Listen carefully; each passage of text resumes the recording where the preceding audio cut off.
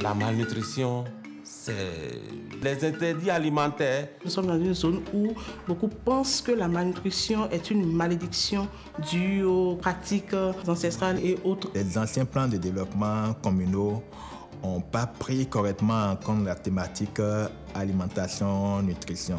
Donc tout ça là réuni amène ces enfants à rentrer dans la malnutrition.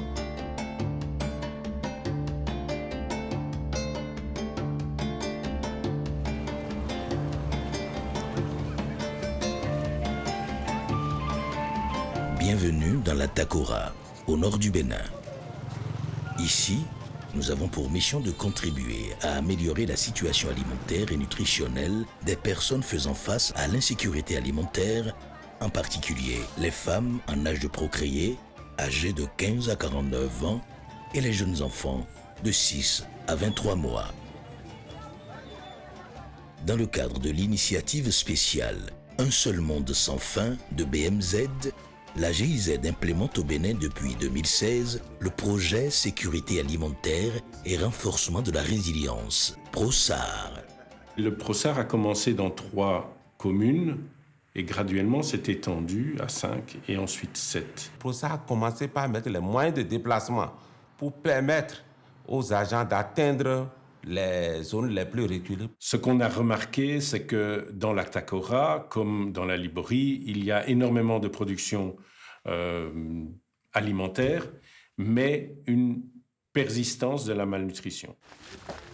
Placé sous la tutelle du ministère de l'Agriculture, de l'Élevage et de la Pêche, depuis 6 ans à PROSAR, nous travaillons avec les centres de promotion sociale afin d'être plus proches de notre cible et maintenons également une forte implication dans le secteur agricole, surtout en milieu rural. Nous avons connu 2 épisodes très forts. La production donc de la patate douce à chair orange et ensuite la production donc de mombine.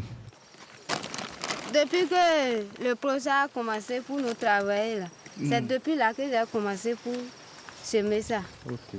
Et de ce moment-là, je n'ai pas laissé. Mon mari même apprécie ça. Waouh, c'est de jolies graines. Ça, sans attaque. Maintenant, toutes ces quantités-là, tu fais quoi avec? Moi, je mange tout. Tu manges? Oui. Ah. Pour rendre l'alimentation et la nutrition opérationnelles et bénéfiques, le Conseil de l'alimentation et de la nutrition a été institué et placé sous le haut patronage du président de la République. La CAD, dans son travail, est accompagnée actuellement par PROSAR et par la coordination régionale du CAN. Sans oublier la préfecture qui, quand même, est l'autorité de tutelle qui s'implique fondamentalement dans toutes les activités en lien avec l'élaboration de l'outil SISAN, qui est le score d'intégration de la sécurité alimentaire et nutritionnelle. La GIZ avec le PROSAR et avec l'association des communes de la Takora et de la Donga, on a quand même mis en place un comité qui a réfléchi pour voir comment mettre en place et élaborer cet outil-là qui doit nous permettre quand même d'apprécier la prise en compte de la nutrition dans les PDC depuis le diagnostic au niveau communal jusqu'aux phases de programmation, de budgétisation. Nous avons l'organisation du CDSAN, c'est-à-dire le comité départemental de la sécurité alimentaire et nutritionnelle. Donc pour ça, a été un acteur actif dans ce creuset-là et a permis son fonctionnement jusqu'à l'heure où nous sommes. La sécurité alimentaire et nutritionnelle est à la base de la vie de l'homme. Depuis le transport, l'industrie, le schéma montre que finalement toutes les activités humaines et toute l'organisation de la société convergent vers la production d'aliments et la nutrition des populations qui y vivent. Nous avons souvent les acteurs du secteur de l'agriculture, les acteurs du didasme, les acteurs de la santé qui interviennent. Je veux parler du cadre de concertation pour la sécurité alimentaire et nutritionnelle au niveau des communes, au niveau du plan technique. PROSA nous accompagne toujours dans la formation des acteurs sur la prise en charge de la malnutrition, sur les soins conviviaux, sur le CIFODI et sur l'hygiène menstruelle. Nous avons du point de vue financier le CNT de Nati Tengu qui a été carrément remis avec l'appui de PROSA. Zénabou, on peut croire que c'est un enfant qui a été brûlé, mais ce n'est pas le cas. C'est l'apparition des œdèmes et les lésions cutanées qui aboutissent à ça. Donc c'est les complications qu'amène la dénutrition aiguë sévère. Mpocalis, on l'avait dépisté la dernière fois en juillet passé avec un poids qui était à 7 kg 770 et une taille à 82 cm. La taille était à 82 et 7 kg 770. 82, 7 kg 770. Donc c'était même inférieur à moins 4. Donc c'était un enfant qu'on avait reçu avec une malnutrition très sévère. Mais comme il n'y avait pas de complications, on l'a géré au niveau CNA. Donc aujourd'hui, maintenant, on va faire un contrôle. Vous allez constater avec moi la réussite de notre récupération. Ici, c'est le dispositif de prise des mesures anthropométriques. Donc tout ceci nous a été offert par le projet PROSA. Voilà, ça fait 10 kilos. Ça fait 84. Il faut l'habiller, tu viens. Quand c'est des cas de malnutrition aiguë sévère, sans complications, on les prend ici au niveau du CNA. Mais dès que nous avons une complication qui s'immisce, ils sont transférés directement vers le CNT. On peut parler de l'existence d'un centre de nutrition thérapeutique à l'hôpital de zone de Nati maintenant. C'est grâce à GIZ. Pour le bon fonctionnement du centre, ils nous ont donné le minimum qu'il faut pour démarrer. Et pour ça, nous disons merci à GIZ.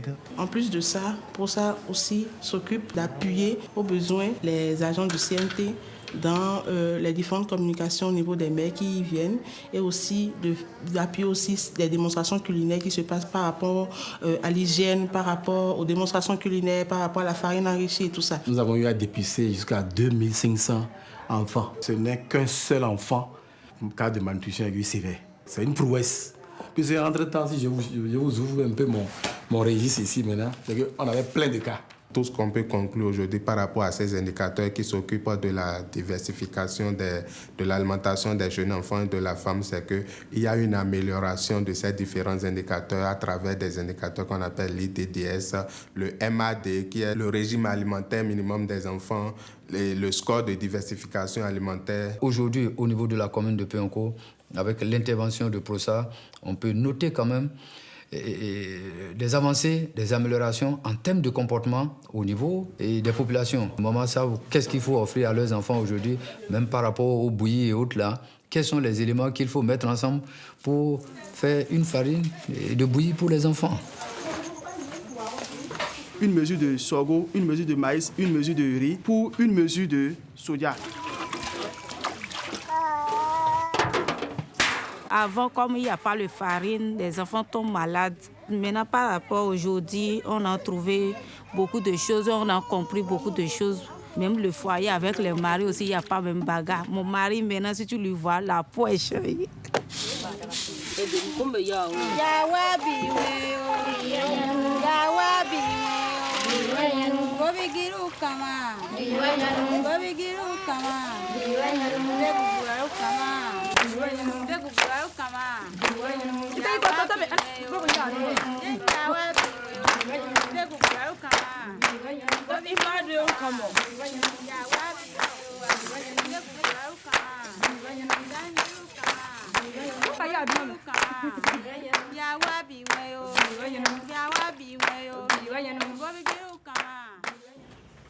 La pandémie Covid a permis de voir qu'il est important que chaque ménage garde une part d'autosuffisance alimentaire pour être résilient au choc. Et notamment, une de nos solutions a été la promotion des jardins de cases. C'est grâce à la GIZ aujourd'hui, j'ai pu connaître les avantages du jardin de cases et de l'entrepreneuriat, je vais dire. Ça, c'est le plan de Chap-Chap. de Cosol. Donc, c'est tout récemment qu'elles ont bénéficié de ces plans. Elle a déjà planté pour elles. Ça a changé ma vie. Ça m'a permis de garder mes 5 enfants. À cause de ces jardins de Casa, ils ne sont plus malnutris et ils sont bien en forme, contrairement à ce qui se passait avant. Tout ce qui est dans le jardin, c'est pour l'autoconsommation. Oui, l'autoconsommation et c'est bio. Avec ProSA, c'est ce que j'ai gagné. Combien? En plus des jardins de cases, nous organisons régulièrement des séances de démonstration culinaire afin de bousculer les anciennes habitudes et proposer de nouvelles alternatives en termes de cuisson des aliments. Nous versons les légumes dans un récipient qu'on verse de l'eau chaude pour ramollir ça un peu. Et en ce moment, tous les condiments sont déjà écrasés. Les graines de baba sont délayées premièrement et mis dans la marmite, accompagnées de moutarde. Donc si ça va bouillir un peu, on y verse notre tomate et nos épices qu'on a écrasées. Lorsque ça bouille, ce petit poisson déjà nettoyé 3 fois et par la suite ajouté. Et 10 minutes après cuisson, on égoutte notre légume qu'on complète. Et on termine par l'ajout de l'oignon découpé et l'huile et par finir le sel. Pourquoi on termine par le sel? Parce que le sel contient de l'iode, qui est une substance très volatile à la chaleur.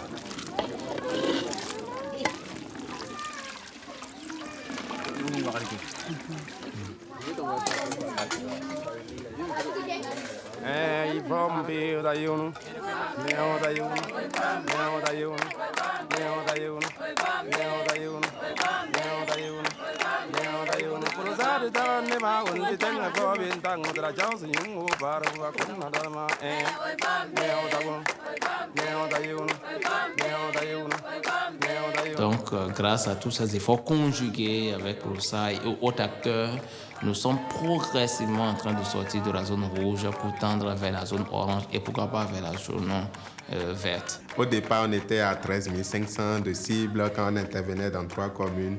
Mais à la date d'aujourd'hui, nous sommes déjà à plus de 32 000.